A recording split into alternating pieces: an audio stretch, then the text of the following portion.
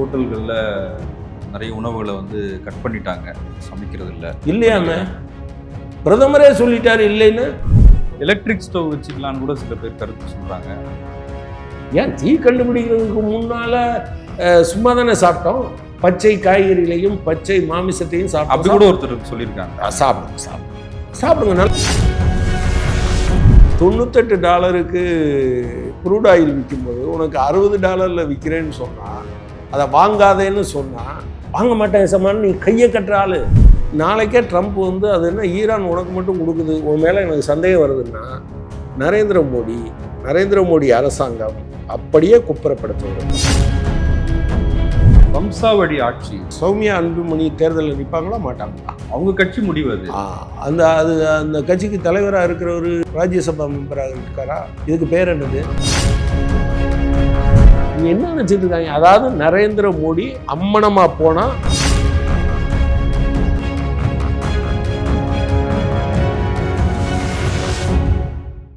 South beat அன்பு உறவுகளுக்கு வணக்கம். நான் ஃபெலிக்ஸ் இன்பஒளி. இந்த நேர்காணலில் நாம் சந்திக்க இருப்பவர் மார்க்சிஸ்ட் கம்யூனிஸ்ட் கட்சியின் மாநில செயற்குழு உறுப்பினர் தோழர் கனகராஜ் அவர்கள். வணக்கம்.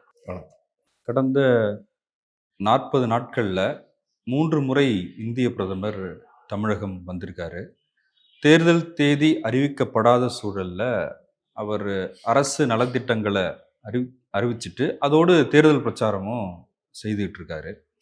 லேட்டஸ்டாக திருச்சி கூட்டத்தில் வளர்ச்சிக்கான பாதையா அல்லது ஊழலுக்கான பாதையா மக்கள் தேர்ந்தெடுப்பாங்க, திமுக ஆட்சிக்கு முடிவு கட்டுவாங்க அப்படின்னு பேசியிருக்கிறாரு. அதே சமயம் தெற்காசிய பகுதியில் நடக்கிற போர் பதட்டம் அவசியமில்லாதது, தேவையில்லை, பதட்டப்பட வேண்டாம், வதந்திகளை நம்பாதீங்க அப்படின்னு சொல்லியிருக்காரு. ஆனால் இன்றைய சூழலில் கேஸ் சிலிண்டர் தட்டுப்பாடு, பெட்ரோல் பங்க்கில் கூட்டமாக பைக்கு, இந்த மாதிரி நம்மளை சுற்றி பார்க்க முடியுது. எப்படி பார்க்குறீங்க? ஒன்று, இது அவங்க தேர்தல் கமிஷனோட இணைந்து கொண்டு செய்கிற ஒரு கூட்டுச்சதியினுடைய ஒரு பகுதி. அவங்க எப்போதுமே அந்த தேர்தலுக்கு முன்னால் இந்த சூடு, அதாவது இப்படி அறிவிச்சிருக்கோம் அப்படிங்கிறது மக்கள் மனசில் இருக்கிறது மாதிரி இந்த திட்டங்களை அடிக்கல் நாட்டுவது அல்லது வந்து திறந்து வைப்பது என்பதை சமீப காலத்தில் நரேந்திர மோடி செய்து கொண்டே இருக்கிறார். இந்தியா முழுவதும் அவர் செஞ்சுருக்கார். இதை அவங்க வந்து ஆந்திராவில் பண்ணாங்க, இது தெலுங்கானாவில் பண்ணாங்க, அதே போல் பீகாரில் பண்ணாங்க, இப்போது மேற்குவங்காளத்துலேயும் இதை பண்ணுறதாக சொல்கிறாங்க. எனவே இது இதையும் என்னன்னா ஒரு மோசடி என்கிற வகையில் தான் சேர்க்கணுமே தவிர அதுக்கு மேலே சொல்ல முடியாது. இல்லை, அந்த அரசு நலத்திட்ட அறிவிப்புகளில் வந்து அது உண்மை இல்லைன்னு நினைக்கிறீங்களா? இல்லை, நான் நினைக்கிறேன் 5600 கோடிக்கு வந்து நலத்திட்டங்கள்னு அறிவிக்கிறாரு. எத்தனை வருஷமா எங்கே போயிருந்தீங்க? வேற கிரகத்துக்கு போயிருந்தீங்களா? கடந்த 11 வருஷத்தில் தமிழ்நாட்டில் ஒரு 100 பேருக்கு வேலை கொடுக்கறது மாதிரி ஒரு தொழிற்சாலையை ஒன்றிய அரசாங்கம் உருவாக்கியிருக்கா? தமிழ்நாடு எத்தனை ரயில்வே திட்டங்களை கேட்டிருக்கு? எதையாவது ஒன்று கொடுத்துருக்காரா? என்ன அவர் வந்து இதை வந்து பேசிகிட்டு இருக்காரு. இன்னொரு பக்கத்தில் பார்த்தீங்கன்னா வளர்ச்சி, என்ன வளர்ச்சி? பொருளாதார வளர்ச்சினா தமிழ்நாடு நேஷ்னல் ஆவரேஜுக்கு மேலே இருக்குது. நீங்கள் சொல்கிற டபுள் என்ஜின் சர்க்கார், அதுவும் நீங்கள் ரொம்ப நாள் ஆட்சி புரிஞ்ச கிட்டத்தட்ட 25 வருஷத்துக்கு மேலே ஆட்சியில் இருக்கக்கூடிய குஜராத், அதைத்தான் மாடல்னு சொன்னீங்க. அது தமிழ்நாட்டை விட வளர்ந்துருக்கா? அது தமிழ்நாட்டை விட கிராஸ் என்ரோல்மெண்ட் ரேஷியோவில் முன்னால் இருக்கா? அது தமிழ்நாட்டை விட மனிதவள குறியீட்டில் முன்னால் இருக்கா? தனிநபர் வருமானம் என்று நீங்கள் கொண்டீர்கள் என்றால் குறைந்தபட்ச கூலி ஒரு நாளைக்கு சாதாரண ஏழைகளுக்கு தமிழ்நாட்டில் இருக்கிறத விட அது பாதின்னு உங்களுக்கு தெரியுமா? குஜராத்தில் இல்லை தமிழ்நாட்டை விட கிராமப்புற சாலைகள் மேம்பட்டிருக்கா? எதை வச்சுக்கிட்டு நீங்கள் வளர்ச்சி வெர்சஸ் ஊழல்னு ஆரம்பிக்கிறீங்க? அப்புறம் ஊழலை பற்றி பேசுறதுக்கு உங்களுக்கு என்ன தார்மீக உரிமை இருக்குன்னு கேட்குறாங்க. தமிழ்நாடு முதன்மை மாநிலமா இருக்கு அப்படின்னா அதுல ஒன்றிய அரசின் பங்கு இருக்கு, ஒன்றிய அரசு நிதியும் இருக்கு. கரெக்ட். அது இல்லாமல் அதே போல் ஒன்றிய அரசினுடைய எல்லா நிதியிலையும் தமிழ்நாட்டு மக்களுடைய வரிப்பணமும் இருக்குங்கிறத மறந்துடாதீங்க. அதை மட்டும் ஏன் இப்படி சொல்கிறீங்க? இது இல்லையா?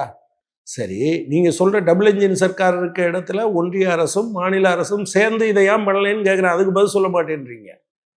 நீங்கள் வந்து அது ஏதோ ஒன்றிய அரசுங்கிறது இவர் நரேந்திர மோடி வீட்டிலேருந்து கொண்டு வந்தாரா, இல்லை பிஜேபியினுடைய ஆஃபீஸ்லேருந்து கொண்டு வந்தாங்களா, இல்லை ஆர்எஸ்எஸ் அந்த 150 கோடியில் கட்டடம் கட்டியிருக்காங்களா, அதில் மிஞ்சின பணத்தை கொண்டாந்து இங்கே கொடுத்தாங்களா? இதெல்லாம் என்னுடைய வரிப்பணம். என்னுடைய வரிப்பணத்தை வழிப்பறி போல செய்து கொண்டு ஜிஎஸ்டி வந்த பிறகு எனக்கு உரிய பங்கை கொடுக்காமல் நீங்கள் வைத்திருப்பதை தேர்தல் நேரத்தில் ஏதோ நீங்கள் கொண்டாந்து கொடுத்தது மாதிரி இந்த கேள்வியை வேற விதமாக கேட்கணும்.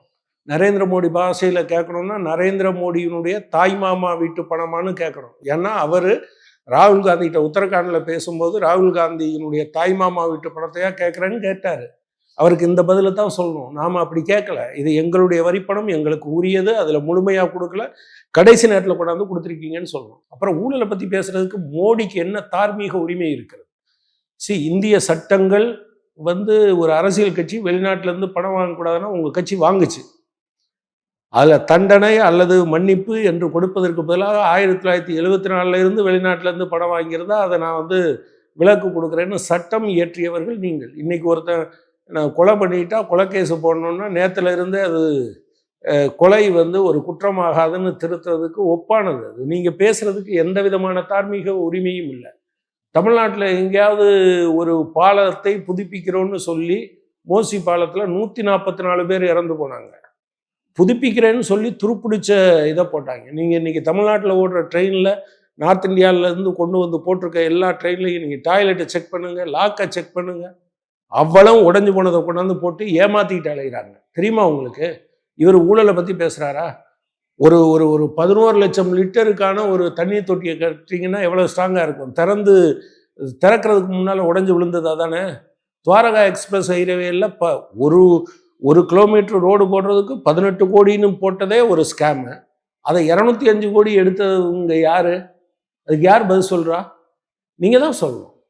நீங்கள் வந்து பிஎம் கேர்ஸ்ன்னு சொல்லிட்டு பிரதமர் பேரை வச்சுட்டு ஒரு கான்ஸ்டியூஷனல் போஸ்ட்டை வச்சுட்டு நீங்கள் ஒன்று தெரிஞ்சுக்குங்க. 2019ஆம் ஆண்டு மார்ச் மாதம் 28ஆம் தேதி பப்ளிக் இன்ஃபர்மேஷன் பியூரோ அதுதான் செய்தி வெளியிடுது. தமிழ்நாடு செய்தித்துறை மாதிரி அவங்க வெளியிடுறாங்க. அப்படி வெளியிடும்போது இந்திய அரசாங்கம் கோவிட் மாதிரியான இப்படி ஒரு இதை நம்ம எப்படி எதிர்கொள்வது என்பதற்காக இந்திய அரசின் சார்பில் உருவாக்கப்பட்டதுன்னு நீங்கள் தான் அறிவிப்பு வெளியிட்டிருக்கீங்க. இன்னமும் அது இதில் தான் இருக்குது. அதை வெளியிட்டு ஐஏஎஸ் ஆஃபீஸர் இந்தியா முழுவதும் இருக்க ஐஏஎஸ், ஐபிஎஸ், ஐஆர்எஸ், ஐஇஎஸ் என்று அனைவரிடமும் ஒரு நாள் சம்பளம் வாங்கினீங்க. பொதுத்துறை நிறுவன ஊழியர்களிடம் ஒரு நாள் சம்பளத்தை கட்டாயமாக பிடிச்சிங்க. ஒன்றிய அரசு நிறுவனங்களில் பணிபுரிகிற ஊழியர்களிடம் பறிச்சிங்க. நீங்கள் பிரதமர் சொல்லாமல் செய்யலையே, மறைமுகமாக ரகசியமாக இது பேர் அசிங்கம் இல்லை. அதாவது நான் வந்து அரசாங்கத்துக்கு வாங்குறேன்னு சொல்லிட்டு இது சொந்த பணம்னு வச்சுருந்தீங்கன்னா அதுக்கு பேர் அசிங்கம் இல்லை. சாதாரண மனிதனுக்கு அந்த அசிங்கம் என்று தோணும். இதெல்லாம் தோணாத ஒரு கட்சியாக பிஜேபி இருக்குது. எனவே அதை அப்படி தான் பண்ணும். நீங்கள் இது மாதிரி நான் நூற்றுக்கணக்காக வியாபம் ஊழலை எங்கே கொண்டு போய் சேர்க்கறது? நான் என்ன கேட்குறேன், நீங்கள் சிஎஸ்ஆர் ஃபண்ட் இருக்குல்ல, பெருநிறுவன சமூக பொறுப்பு நிதி, அது முதலமைச்சர் நிவாரண நிதிக்கு கொடுத்தா அதுக்கு நீங்கள் வரி கட்டணும். ஆனால் நீங்கள் வந்து ப்ரைவேட் ஃபண்டுக்கு கொடுத்தா அதுக்கு வரி கட்ட வேண்டாம்னு நீங்கள் ஒரு சட்டத்தை திருத்துறீங்களா? அது எங்கேருந்து வருது? அதாவது ஒரு பொது நிதியை வசூல் பண்ணுறீங்க. பொது நிதிக்கு இருக்கக்கூடிய எல்லா சட்டங்களையும் தாண்டி அதுக்கு ஒரு சிறப்பு உரிமை கொடுக்குறீங்க. எவ்வளவையா செலவழிச்சாங்கன்னா சரி, அது தனியார் நிதியாகவே இருந்துட்டு போகுது. அது இருந்துட்டு போகுதுன்னே வச்சுப்போம். கணக்கு கேட்டால் நீங்கள் கொடுக்கணுமா வேண்டாமா? இப்படி நீங்கள் ஒரு ட்ரஸ்ட்டே நான் வாங்குகிற பணத்தை எப்படி வேணாலும் செலவழிப்பேன்னு சொல்ல முடியுமா? ஊழலை பற்றி நீங்கள் பேசுகிறீங்க. தமிழ்நாட்டில் இருக்கிற ஒரு நிறுவனத்துக்கு நாம் வந்து அதாவது மானியம் கேட்டால் அதை ரொம்ப அசிங்கமாக பேசுகிறது. ஆனால் ஒரு கம்பெனி ஆரம்பிக்கிறதுக்கு 50% ஒன்றிய அரசின் பணம், 20% மாநில அரசின் பணம். தமிழ்நாட்டில் இருக்க ஒரு கம்பெனி அஸ்ஸாமில் அது தொடங்கும். அந்த கம்பெனி 70% அரசாங்கம் போட்ட பிறகு 30% அவங்க போடுவாங்க. 100% அந்த தனியாருக்கே சொந்தம். அது ஒட்டுமொத்தமாக 125 கோடி ரூபா தமிழ்நாடு பாஜக வாங்கியது. அதுக்கு பேர் லஞ்சமா இல்லையா? இப்போ சில பேர் கூட நினைக்கலாம், ஏங்க ஒருத்தன் பிஜேபி காரனாக இருக்கக்கூடாதா அல்லது பிஜேபி ஆதரவாளராக இருக்கக்கூடாது அப்படின்னா, கடந்த 10 ஆண்டுகளில் வெறும் 21 கோடி ரூபாய், ஒரே வருஷத்தில் 125 கோடி ரூபாய். அந்த 125 உங்கள் பணம் ஷிஃப்ட் ஆன பிறகு இங்கே வருது அப்படிங்கிறது. அந்த பணங்கிறது என்னது? அரசு பணம்ங்கிறது என்னது? ஒன்றிய அரசு கொடுத்ததுக்கு பேர் என்னது? அது என்னுடைய வரிப்பணமும் சேர்ந்தது தானே. வேற யாராவது உழைச்சி எடுத்துகிட்டு வந்த பணமா? எனவே ஊழலை பற்றி பேசுவதற்கு குறைந்த அளவு கூட தார்மீக உரிமை இல்லாத ஒரு கட்சின்னு பார்த்தீங்கன்னா பிஜேபி தான். எனவே அதுல குறிப்பாக நரேந்திர மோடி தன் பெயரால் இருக்கக்கூடிய ஒரு நிதியத்துக்கு கணக்கு காட்ட மாட்டேன்னு சொல்ற ஒருத்தர் ஊழலை பற்றி பேசுவதற்கு எந்த உரிமையும் இல்லாதவர். வம்சாவழி ஆட்சி அதை எதிர்க்க வேண்டாமா அப்படின்னு சொல்றாரு. இப்போ இந்த தேர்தலில் உங்க சௌமியா அன்புமணி தேர்தலில் நிற்பாங்களா மாட்டாங்களா? அவங்க கட்சி முடிவு. அவங்க கட்சி முடிவு அது. அந்த கட்சிக்கு தலைவராக இருக்கிறவர் இப்போ ராஜ்யசபா மெம்பராக இருக்காரா? இருக்காரு. அவங்க அப்பா தானே அந்த கட்சிக்கு தலைவராக இருந்தார். இப்போ தானே ரெண்டா உடஞ்சிருக்கு. இதுக்கு பேர் என்னது? இதுக்கு பேர் என்னதுன்னு நீங்கள் சொல்லணும். நீங்கள் ஒரு 3 அதாவது இப்போ அரசு பொறுப்பில் இருப்பது மட்டும் இல்லை, ஒரு 3 பேர் மேலே கேஸ் வந்ததில்லை. எடப்பாடி பழனிசாமி பையன், எடப்பாடி பழனிசாமியினுடைய சம்பந்தி. இதுக்கு பேர் என்னது?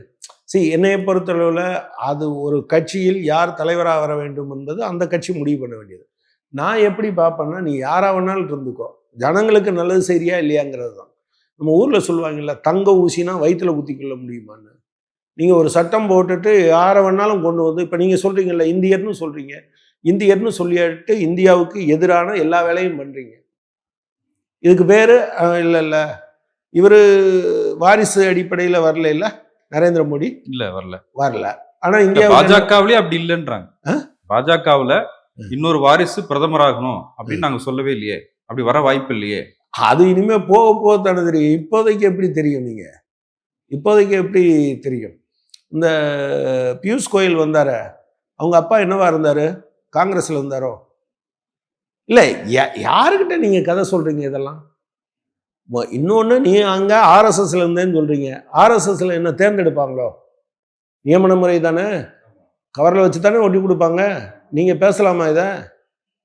அதனால் நான் பிரதான சேவகன், நான் ஒரு சுயம் சேவக் என்பதில் பெருமைப்படுகிறேன். அசிங்கமா இல்லை இதெல்லாம் சொல்றதுக்கு? விஜயராஜா சிந்தியா யாரு? அவங்க அம்மா யாரு? இல்ல, எனக்கு புரியவே மாட்டேனுது. நீங்க தலைமை பதவிக்கு வர முடியாது, அதனால இப்போ நீங்க அதை பேசிட்டு இருக்கீங்க. தலைமை பதவிக்கு வந்துட்டா நீங்க என்ன பேசுவீங்க? அது சம்மந்தம் இல்லைன்னு பேசுவீங்க. நீங்க ஒரு ஆள் யாரா இருந்தா என்னங்க? அவர் ஒழுங்கா வேலை பார்க்குறாரா? மக்களுக்கு விசுவாசமா, உங்களுக்கு எதுவும் பேச முடியாததுனால தான் அவர் போட்டிருக்க சட்டை தப்பு, பேண்ட் தப்பு, அவர் இவருக்கு மகன், அவர் முடிவெட்டினது தப்பு, இப்படியா பேசிக்கிட்டு எழுவீங்க? இவங்க செய்யற திட்டங்கள் சரியில்லைன்னு சொல்றாரு. பெண்களுக்கு பாதுகாப்பு இல்ல, போதைப் பொருள் பழக்கம் இருக்கு, பெண்களுக்கு பாதுகாப்பு யாரோ சொல்லல, பிரதமர் சொல்றாரு. பிரதமர் தானே சொன்னாரு. இப்ப எங்க ஒரு நகராட்சியில எங்க கவுன்சிலர்கள்லாம் என்னைய ரொம்ப செக்ஷுவலா டீஸ் பண்றாங்கன்னு யாரோ சொன்னாங்களா? யார் சொன்னா? குஜராத்தில் உங்க ஆட்கள் என்ன வேலை பார்த்தாங்க? நீங்க தானே ஆட்சியில் இருந்தீங்க. ஒரு ஒரு ஒரு 7 பெண்கள் எல்லா வயசுலையும், சின்ன குழந்தையிலேருந்து பெரிய வயசு வரை, பாலியல் ரீதியாக துன்புறுத்தி கொலை செய்வதை ஒரு ஒரு அது என்னது ஒரு புனிதம் என்று கருதுகிற நீங்க இதை பத்தி பேசலாமா? எந்த பெண்ணை நீங்க மதிச்சிருக்கீங்க? திரௌபதி முர்முவை மதிச்சிருக்கீங்களா? கைம்பெண், ஆதிவாசின்னு மற்ற இடத்துக்கு போனால் மரியாதை கொடுக்கலன்னு சொல்லுவீங்க. அவங்க தான் அந்த கட்டடத்துக்கு சொந்தக்காரங்க கான்ஸ்டியூஷனலா. நீங்கள் அது திறக்கும்போது, பார்லிமெண்ட்டுக்கு அது திறக்கும்போது நீங்கள் கூப்பிட்டீங்களா என்ன? நீங்கள் பெண்கள் உரிமைகள் குறித்தெல்லாம் பேசுவதற்கான யோக்கியதாம்சம் எதுவும் இல்லை. கருவில் இருக்கக்கூடிய கருவுற்ற பெண்ணின் வயிற்றை கிழித்து அதில் இருக்கக்கூடிய கருவை எடுத்து காட்டி சிரிக்கிற வக்கரமான ஆட்களை உருவாக்கிய ஒரு தத்துவத்தின் பிரதிநிதி நீங்கள். அதை பேசுறதுக்கு உங்களுக்கு யோக்கியதே கிடையாது. குஜராத்தில் பாதிக்கப்பட்டவங்கள பெண்களே கிடையாதா? நீங்க சொல்லுங்க, எந்த ஊர்ல என்ன, நீங்க எந்த இதுல பேசுறீங்க? அப்கோர்ஸ் தமிழ்நாட்டில் நான் என்ன கேட்குறேன், அவர் கூட சொன்னார் ஒரு சின்ன குழந்தைய அப்படின்னு. இது ஒரு தனிப்பட்ட வக்கரம். அதுக்கு மேலே அதில் என்ன இருக்குது? போலீஸ் போடுவீங்களா? வீட்டுக்குள்ளேயே நடக்குது சில வக்கரங்கள். வீட்டுக்குள்ளேயே ஆளை போடுவீங்களா? போலீஸுக்கு போடுவீங்களா? நான் என்ன சொல்கிறேன்னா, அதை போலீஸ் ஒழுங்கா, இப்போ அந்த விளாத்திக்குளத்தில் பொண்ணை காணான்னு போலீஸுக்கிட்ட போய் சொல்லியிருக்காங்க. போலீஸ் சும்மா இருந்திருக்காங்க, நடவடிக்கை எடுன்னு இன்னைக்கு ஸ்டேட்மெண்ட் விட்டுருக்கோம். நான் என்ன கேட்குறேன் அப்படின்னா, ஒரு அரசு தான் தவறிழைப்பதையும், தனி மனிதர்கள் தவறிழைச்சா அந்த அரசாங்கத்தை குற்றம் சொல்லலாம். தனி மனிதர்கள் தவறிழைக்கும் போது அதன் மீது நடவடிக்கை எடுக்கலைன்னா அரசாங்கத்தை பேசலாம். ஆனால் எல்லா தனி மனித தவறுகளையும் அரசாங்கம் தான் காரணம்னு அட்டாக் பண்ணீங்கன்னா, இந்தியா முழுவதும் நடக்கிற பிஜேபி ஆளுகிற மாநிலங்களில் நடக்கிற அத்தனை கொலைகளுக்கும் நீங்கள் பொறுப்பாளியாக வேண்டும். அப்படித்தானே? அதை நீங்க செஞ்சிருக்கீங்களான்னு நான் கேட்கிறேன்.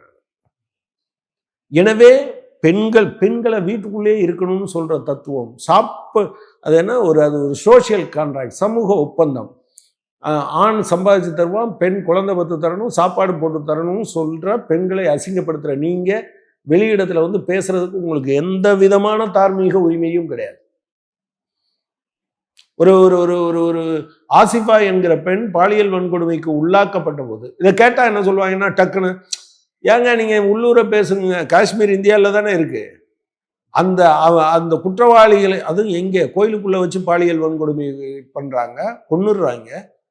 நீங்க இதே போல ஹாத்ரஸில் நடந்த பொண்ணு உண்ணாவுல உங்க எம்எல்ஏ ஒரு பெண்ணை பாலியல் வன்கொடுமை பண்றான், சொந்தக்கார பொண்ணு, 2 பேருக்கும் வயசு வித்தியாசம் அவ்வளவு, அவங்க அண்ணனும் சேர்ந்து பண்றான், அப்புறம் அவங்க வேலையாளெல்லாம் சேர்ந்து பண்றான். அதை கேட்க போன அப்பாவை அடிச்சு தூக்குல தொங்க விட்டுறாங்க, அதை கேட்க போன சித்தப்பாவை தூக்கி ஜெயிலில் போடுறான். அந்த கேஸை நடத்த போற இந்த பொண்ணு இவங்க அத்தை இவங்க மேல லாரியை வச்சு ஏத்துறான். என்னடா இப்படி ஏத்திட்டா அப்படின்னு அதுல அந்த அத்தை 2 பேரும் இறந்து போறாங்க.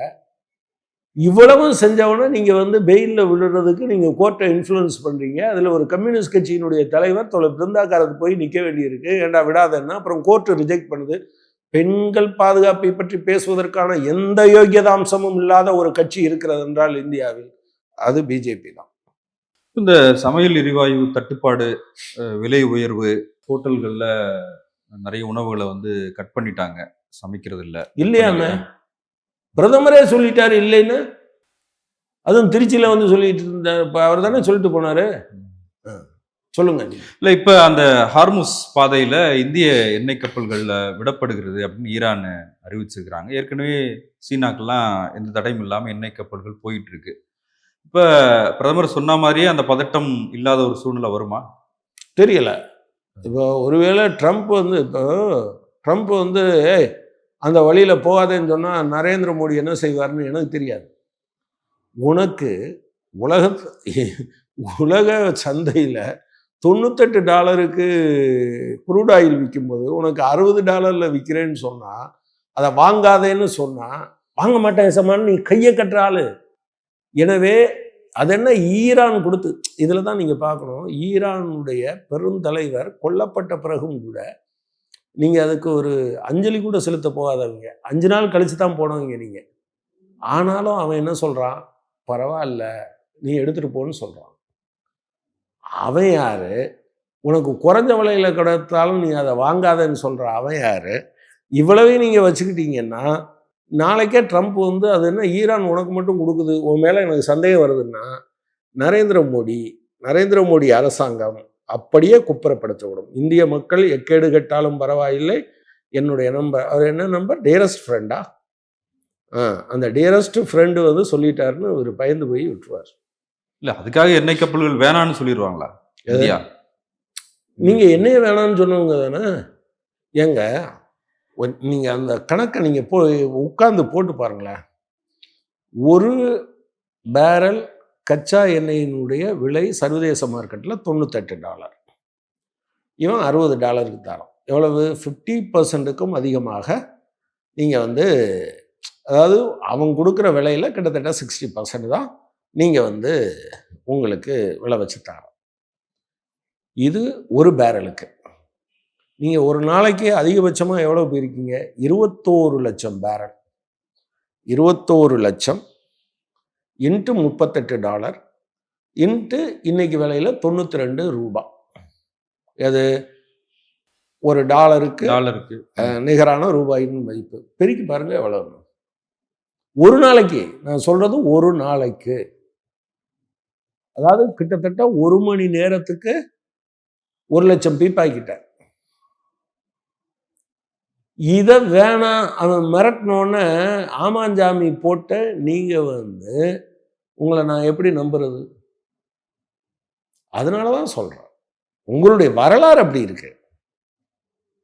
இப்ப சொல்லியிருக்காருல, ஒன்றும் பதட்டப்படாதீங்க, வதந்திகளை நம்பாதீங்க. வதந்திகளை நீங்க தாங்க உருவாக்குவீங்க, நீங்க தான் உருவாக்குவீங்க. பதட்டப்படாதுன்னு கொரோனாவுக்கு நாள் பதட்டப்படாதேன்னு சொல்லிட்டு அடுத்த நாள் வந்து ஊரடங்கு உத்தரவு. திடீர்னு எல்லாத்தையும் பூட்டி வச்சுட்டேன் அப்படின்னு சொல்லிட்டு நான் வந்து பண மதிப்பிழப்பை நான் அறிவிக்கிறேன்னு சொல்லிட்டு 50 நாளில் சரியாகலைன்னா என்னை தீய வச்சு கொடுத்துன்னு சொல்லிட்டு ஐயோ பிரதமர் செத்து போவாரான்னு இவங்க எல்லாம் நினச்சிட்டு இருந்தாங்க. திடீர்னு பார்த்தா ஊரில் 100 பேருக்கு மேலே செத்து போயிட்டாங்க. அதை பற்றி கவலையே இல்லாமல் இருந்தவங்க அவங்க ஆட்கள்லாம் உட்காந்து குய்யமுறையன்னு பேசிகிட்டு இருந்தாங்க. எல்லையில் காவலர்கள் சாவலையா, நீங்கள் பேங்க்கு முன்னால் செத்தா என்னன்னு நியாயம் பேசிகிட்டு இருந்தாங்க. அவங்க ஆட்களையும் அப்படி தான் உருவாக்கி வச்சுருக்காங்க. அன்றைக்கி நீங்கள் இவங்க என்ன சண்டை நடந்தால் எதுக்கு கவலைப்படுறாங்க? அது அங்கே நடந்துட்டு போகுது. நம்மள என்ன பண்ணுது? போரை நிறுத்து. எலக்ட்ரிக் ஸ்டவ் வச்சுக்கலான்னு கூட சில பேர் கருத்து சொல்கிறாங்க. ஏன் தீ கண்டுபிடிக்கிறதுக்கு முன்னால் சும்மா தானே சாப்பிட்டோம். பச்சை காய்கறிகளையும் பச்சை மாமிசத்தையும் சாப்பிட்டோம். அப்படி கூட ஒருத்தர் சொல்லியிருக்காங்க. சாப்பிடுங்க நல்லா இருங்க சாமிங்களா, சாப்பிடுங்க. அப்போ ட்ரெயின் வராது, பஸ் வராது, பைக் வராதுன்னா நடந்தே போவீங்க அதானே? இல்லை எனக்கு புரிய சாப்பாட்டு பிரச்சனை மட்டும் இல்லை. அது எங்க சாப்பாடே இருக்கட்டுங்க, குழந்தைக்கு என்ன கொடுப்பீங்க? குழந்தைக்கு என்ன கொடுப்பீங்கன்னு கேட்குறேன். மாட்டு தீவனங்கள் எங்கே தயாராகுது? அதுக்கான எனர்ஜி எங்கேருந்து வரும்? நீங்கள் இப்படி இப்போ யோசிச்சு பாருங்க. உலகம் சக்திகளின் அடிப்படையில் இயங்கி கொண்டு இருக்கிறது. நீங்கள் உடனே இது எல்லாத்துக்கும் அக்காமடேட் ஆயிருமா உங்கள் பாடி? ஈவன் நீங்கள் பச்சை காய்கறியை சாப்பிட்டுட்டு பச்சை இறைச்சியை சாப்பிட்டுட்டு நீங்கள் சமைச்சதை சாப்பிடும் போதே அது நாளாகும். ஒவ்வொன்றுக்கும் அடாப்ட் ஆகிறதுக்கு நாளாகும்.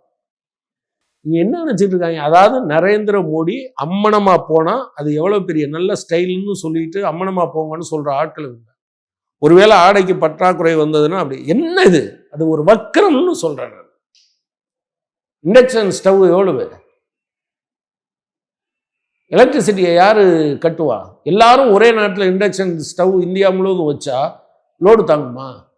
எல்லா வீட்லேயும் இண்டக்ஷன் ஸ்டவ் வைக்கிறோம், மொத்தமும் வைக்கிறோம். இல்லை, எனக்கு புரியவே மாட்டேங்குது. ஒரு ஒரு ஒரு ஒரு அயோக்கியத்தனத்தை நீங்கள் அதை டிஃபெண்ட் பண்ணணும்னு ஆரம்பிச்சிட்டிங்கன்னா நீங்கள் எந்த அளவுக்கு போவீங்கிறது இருக்கு இல்லையா? அதுதான் இது. நன்றி தோழர்.